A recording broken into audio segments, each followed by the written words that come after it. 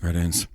Father Mark signing on, continuing the series on the late medieval, early modern period, moving into the reign of Pope 197, Benedict XII.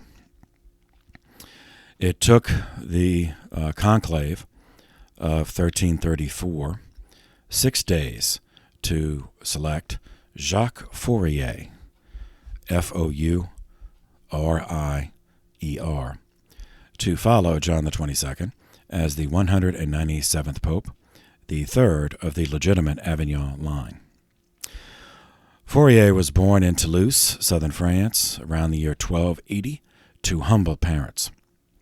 He was given by his family to the Cistercians at an early age, so it looks like the feudalism problem, but from the way he conducted his later life, he either had a genuine vocation or he had a conversion experience as he grew, because even critics never questioned his personal simplicity of life or his fidelity to his vows.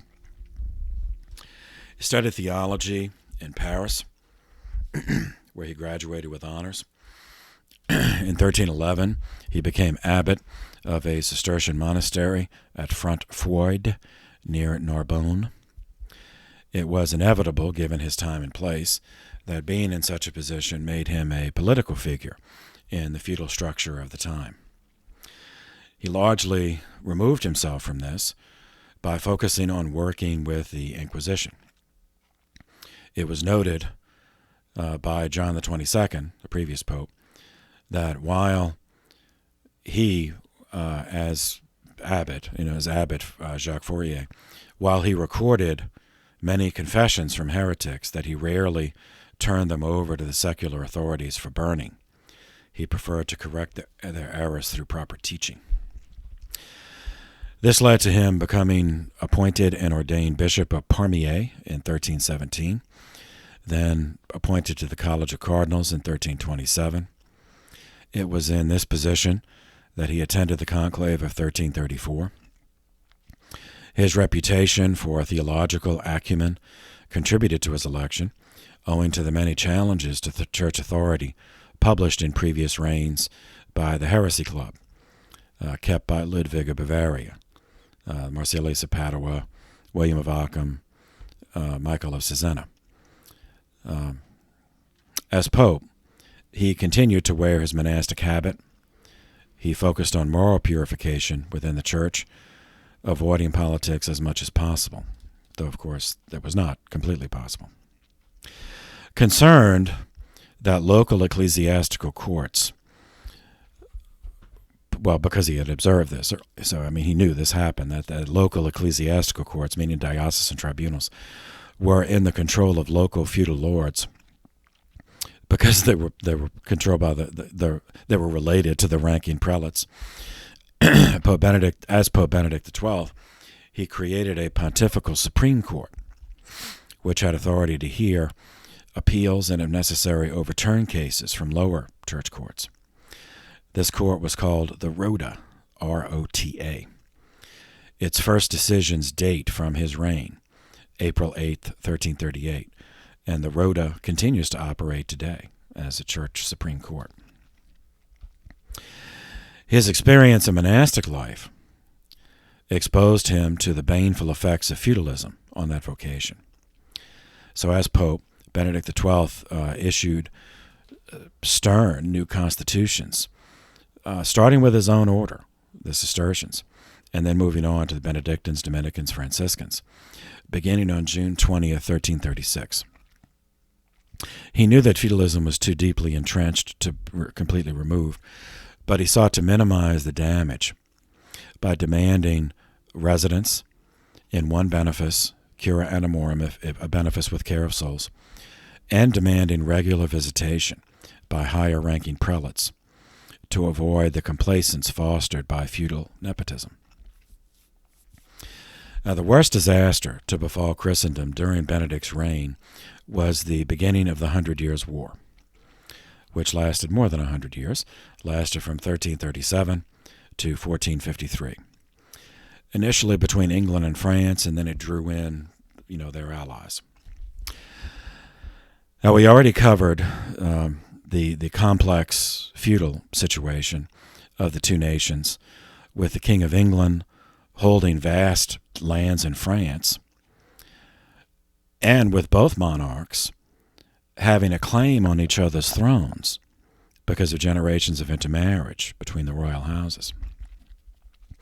The relevant marriage in this case was the marriage of a daughter of King Philippe IV of France. Her name was Isabella, married to the son of King Edward I of England. It was Prince at the time, later became King Edward II.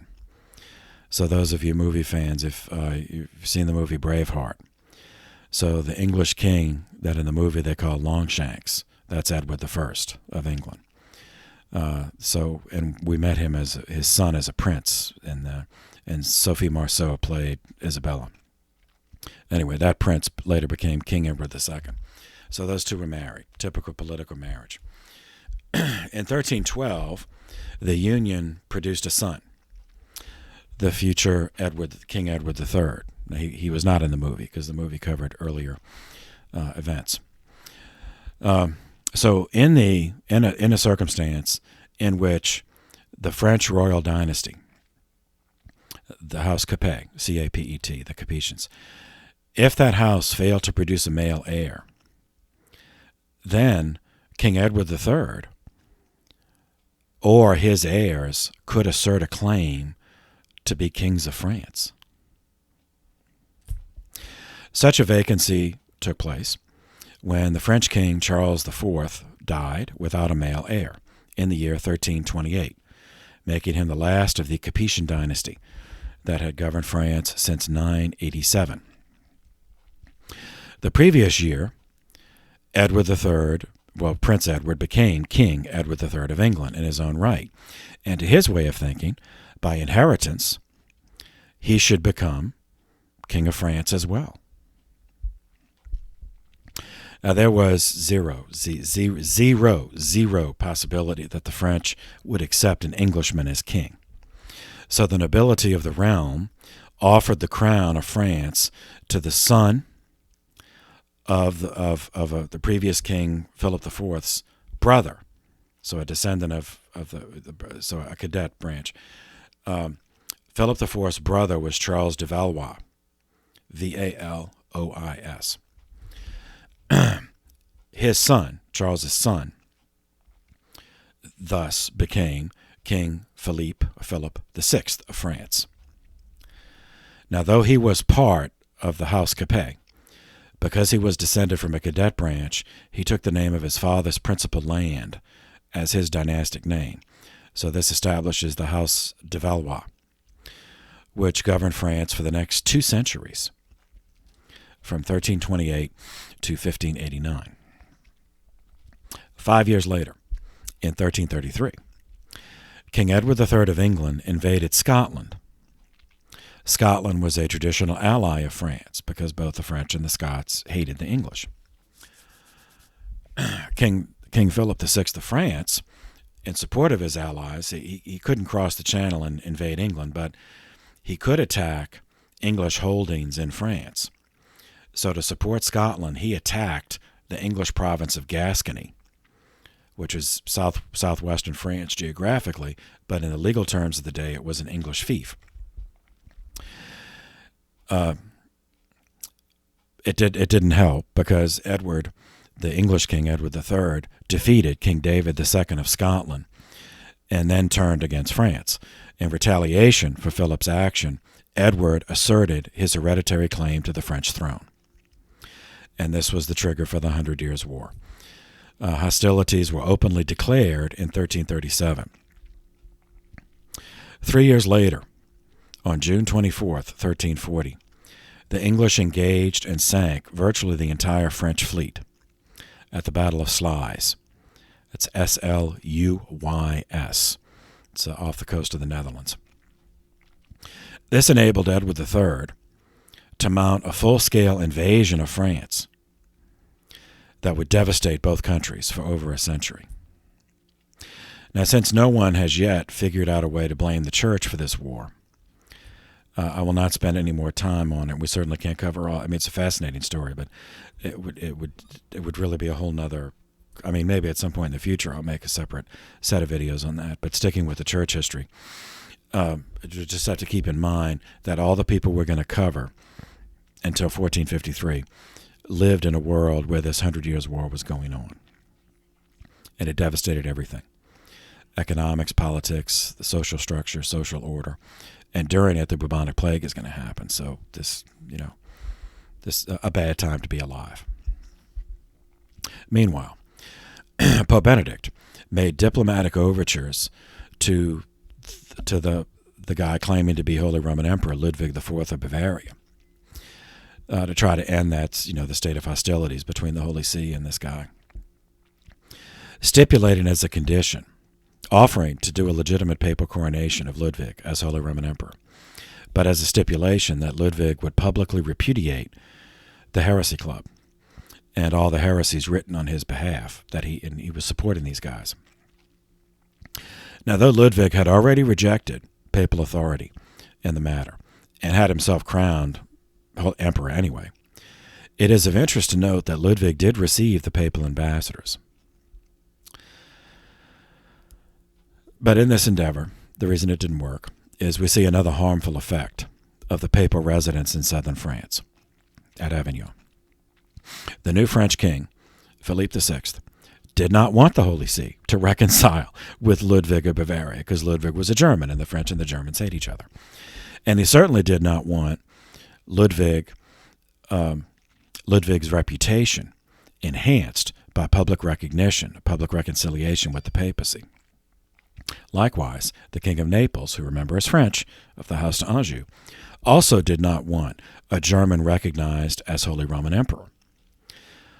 If a Frenchman could not hold the title, and at that point neither monarch was foolish enough to imagine that that was a possibility, they would prefer that the title of Holy Roman Emperor simply lapse into disuse, in hopes that it would further divide the many German states and keep the Germans killing each other instead of coming to kill the French. So they both, the King of Naples, the French King of Naples, and the French King of France, applied pressure, and Pope Benedict gave in, and he broke off negotiations with Ludwig. Ludwig struck back. He felt insulted by this. He struck back in August of 1338 by summoning the leaders of all the German states to meet at Frankfurt for a convocation that's traditionally called the Diet, D-I-E-T. And I know that doesn't sound right in English, but it's from the Latin word dies, meaning day. So the Diet, it was just that the emperor would announce, on this day, all of you meet at this place. He declared, at this Diet at Frankfurt, he declared, and ominously the Diet did not object, that imperial authority comes directly from God, not the Pope, and that the right to hold the title of emperor belonged to the man chosen by the imperial electors, not by the Italian Pope, or in this case a French Pope. So this is Germany taking yet another step away from the church. Not completely out yet, but the Protestant movement did not just happen. Why? Because nothing just happens. Speaking of which, in the year 1341, an event occurred that symbolized the beginning of a new cultural movement in the West, humanism, which introduces us to an Italian gentleman named Francesco Petrarca, P-E-T-R-A-R-C-A, lived from 1304 to 1374. He in the year that was in 1341, the event I'm taking as a representative chronological marker. In 1341, he was crowned poet laureate in Rome. He's better known as Petrarch, P-E-T-R-A-R-C-H, and is recognized as the father of the Renaissance. Petrarch was born into a working-class family, what we would call a working-class family outside of Florence, meaning they were not serfs, they were not tied to the land, but they also were not titled. His father dreamed of a better life for his son, so saved every florin he could in order to send his son to Bologna, Petrarch, meaning his son, to Bologna to study law. Petrarch as many ungrateful, children in this circumstance, he despised what he had to study. He despised the law. But in order to study law, he had to learn Latin, for which he developed a lifelong, passionate love of Latin. What drew him in was reading the speeches of Cicero, which was required reading in law school. Cicero, is famous in Rome. Well, back when the real empire, the Roman Empire, he was a famous advocate. And many of his, speeches survived and essays survived.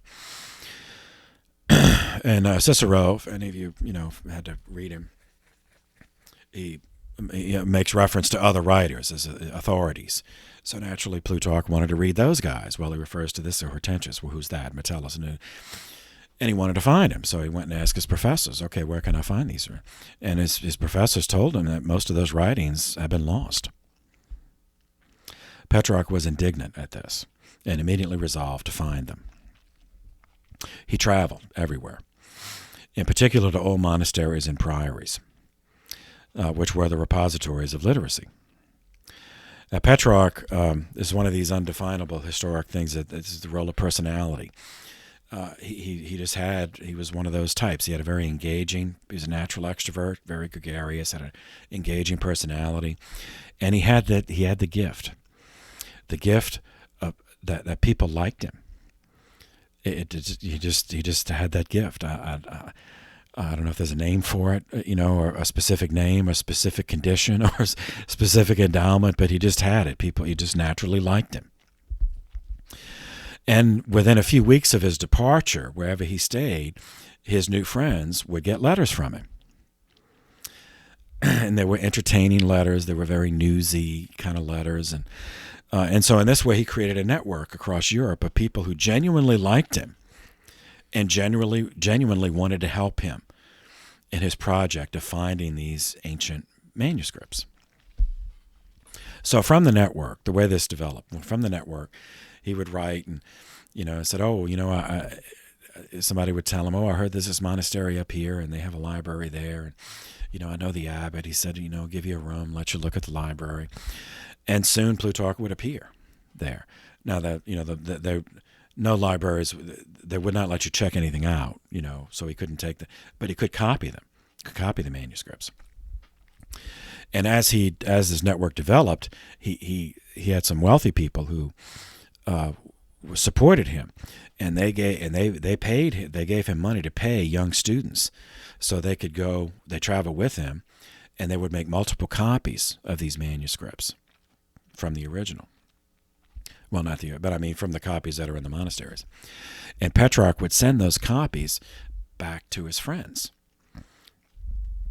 And those friends would show the text to other friends, and then they became additional recruits in the movement of rediscovery.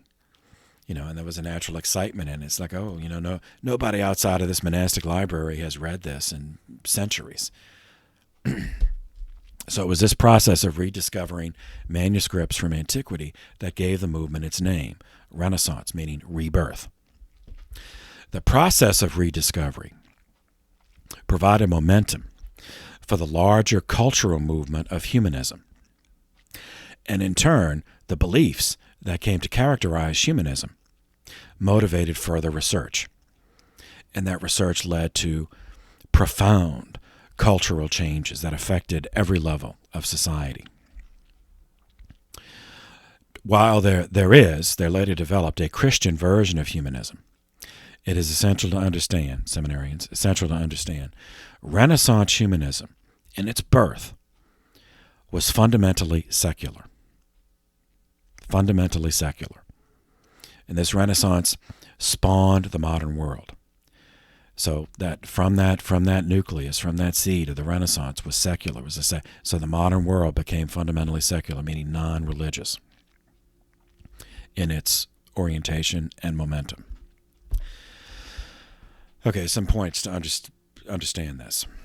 Renaissance humanism took as its ideal classical Greece and Rome, meaning that they gave their reverence to a period before the birth of Christ.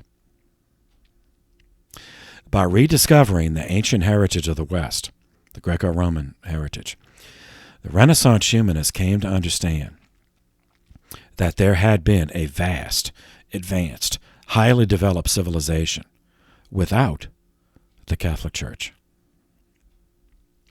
This pre-Christian West had produced a body of literature, poetry, had advanced engineering techniques, including monumental architecture and even indoor plumbing.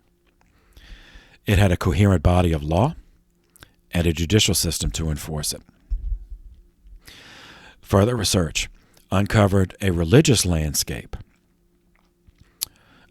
pre-Christian religious landscape, especially in the Roman Empire before the Incarnation, that tolerated dozens of belief systems. And the Renaissance humanists contrasted that unfavorably with their own time, in which the Catholic Church demanded complete obedience. Must be noted that Petrarch's entire life, literally his entire life, took place within the Avignon period of the papacy. He regarded, because of this, as an Italian, he grew up seeing this, the French popes living in France instead of in Rome. He regarded the papacy as a tool of the French kings. And he never forgot the pre-Avignon popes who had made common cause with the French more than once to suppress moves for Italian independence, Italian self-determination. This animosity toward the papacy, this mistrust toward the church, was passed down to Plutarch's followers as an implicit bias that they all just accepted.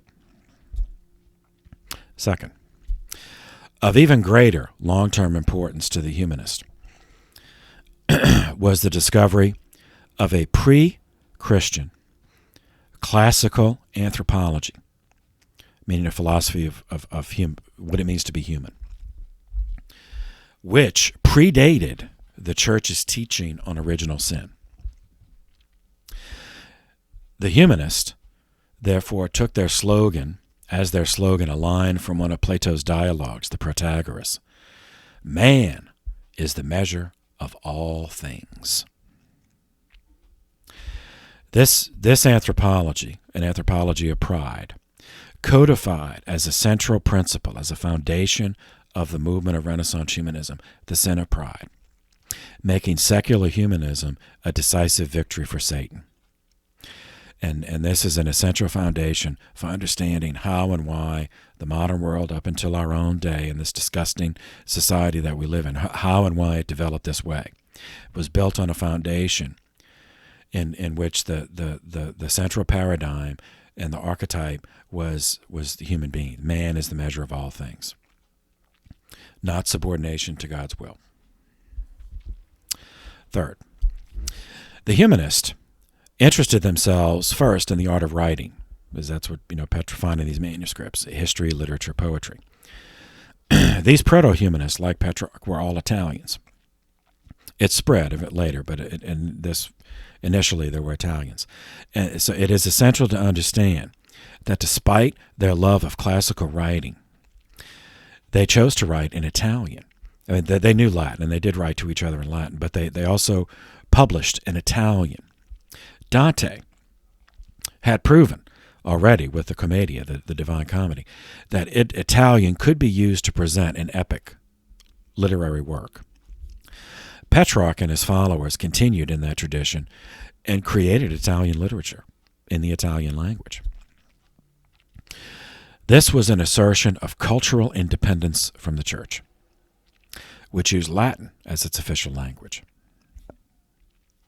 It should be noted in this context that Petrarch coined the term Middle Age, the Medium Aevum, to describe the millennium of history between his heroes of pre-Christian Greece and Rome and what his own time, when their works were being studied anew, and then just dismissed everything in between.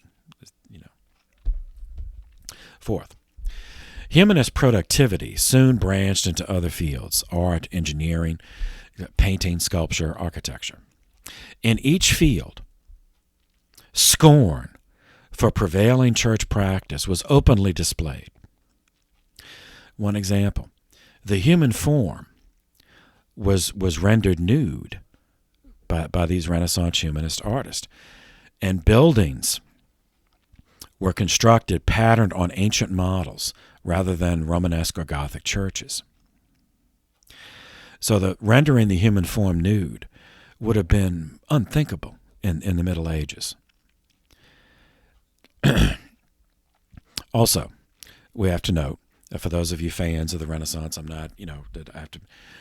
not all productions of the Renaissance were bad. I mean, I'm not at all asserting that. Indeed, many artists, later Renaissance, not Petrarch, but later Renaissance artists, were devout in their faith. Bernini, for example, went to Mass every day. Caravaggio practiced the spiritual exercises of St. Ignatius. St. Thomas More was proud to consider himself a humanist and ended up a martyr for the faith. Works such as Michelangelo's Pieta would not have been possible without the recovery of ancient sculpting techniques. So this entire thing was not bad. Yet there's no escaping the fundamentally anti-clerical and anti-religious orientation of that first generation of humanists. Fifth, placing the movement in a wider perspective. Three elements of humanism later became foundations, were among the many foundations of the later Protestant movement. So there's 5, A, B, and C. So 5A. The demand for vernacular languages as legitimate modes of expression for both secular and sacred use. It's an absolute fundamental demand of the later Protestant movement. 5B. Hostility to the assertion of authority made by ecclesiastical leaders. And 5C. The anthropology which exalted man as the measure of all things developed into the Protestant insistence that the individual conscience was the final arbiter of truth, not church authority. As a final note, before moving on to the next pope, news arrived in the West during this pope's reign that a terrible disease had broken out in India with a very high mortality rate. The first death took place in 1332. It became known as the bubonic plague. It did not yet manifest in the West, but it would follow the trade routes and change Western history forever. So we'll cover that in future reign. Pope Benedict XII died on April 25th, 1342, after a reign of 7 years and 4 months, followed as Pope 198 by Pope Clement VI, to whose reign we will turn in the next video. So for now, thank you. Thank you for your attention. This session is adjourned.